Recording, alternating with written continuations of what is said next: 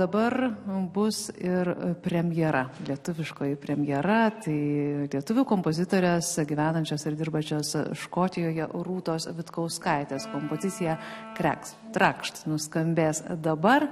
Autorė pati dėja negalėjo atvykti į premjerą, dėl ko labai ir labai gailisi, bet visaip visko atsitinka, tačiau parašė keletą minčių apie šio kūrinio sumanimą.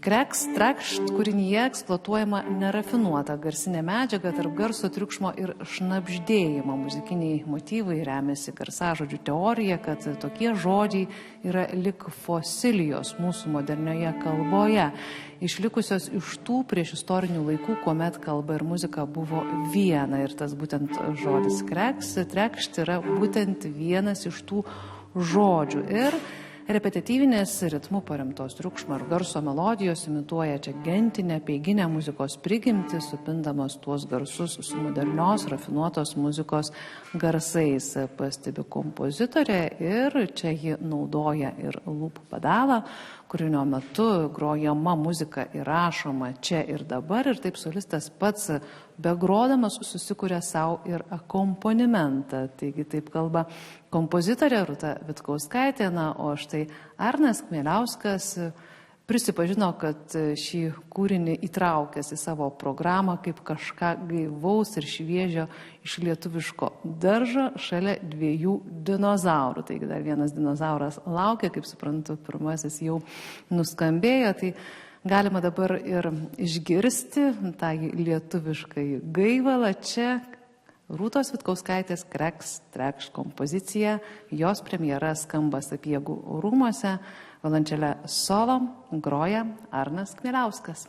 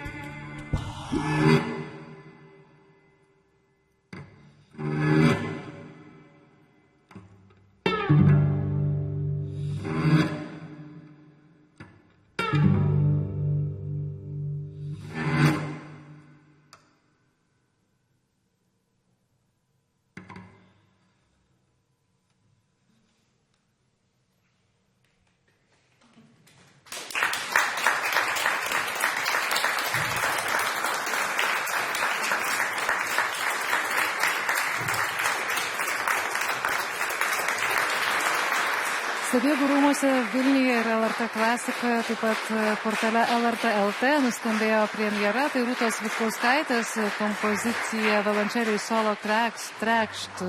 Kūrinys, kurį atliko Arnas Kmieliauskas. Na, girdėjote plojimus, tai yra kūrinys, kuriame eksploatuojama nerafinuota garsinė medžiaga tarp garso triukšmo ir šnabždėjimo, ir visus šiuos garsinius niuansus išpildė čia vėlų vakarą ansamblio Sinestezis narys, kuris yra įsitikinęs, kad šis kūrinys puikiai praturtins violončelės repertuarą. Taip matyt ir bus, kas girdėjote, kaip jis skamba, tai tikrai galima tuo patikėti, kad violončelininkai jį įtrauks į savo repertuarus.